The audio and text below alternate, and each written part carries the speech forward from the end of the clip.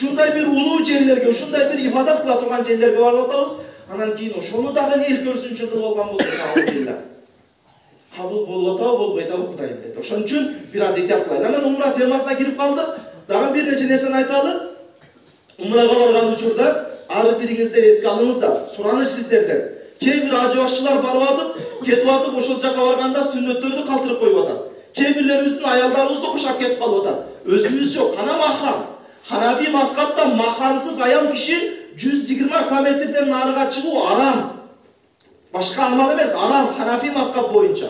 Ал 4 аял 20 аялдын арасына барсын, Ханафи мазхаб боюнча уруксат жок. Болду, точка болсун ушул нерсе. Ибадат кылам деп арамды кылып албасын. Аялдар баргандан кийин дагы бир ажыбашчыларыбыздын кээде катачылыктары болуп калып атат. Баргандан кийин ал жерде аялдарга тарбияны сыртында айтып атат. Лаббайк Аллахумма, аялдар да бакырып жүрөт. Ал биздин фикый китептерде турат го, аял киши махфи ичинде айтсын ал нерсени. Аялдын үнү да кабырат.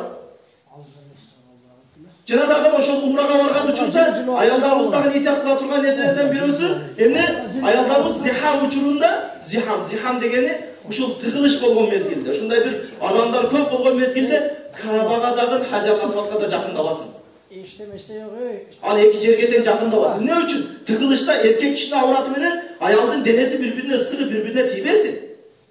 Ошодон сактаныш керек. Ушул нерселерди үйрөтөлү. Кетип аткан аялыбыз, күйөө балабыз кетип аткан болсо кошо, аялдарыбызга ушул нерселерди айталы ажыга барып атканда. Барып атканда эң биринчи калыс Аллах болсун, калыс Аллахтын ыраазылыгы болсун. Ошол ниеттерибизди туурулап, калыс Аллах үчүн бара турган болсок, иншалла, ажыларыбыз дагы макбул ажылардан болот иншалла.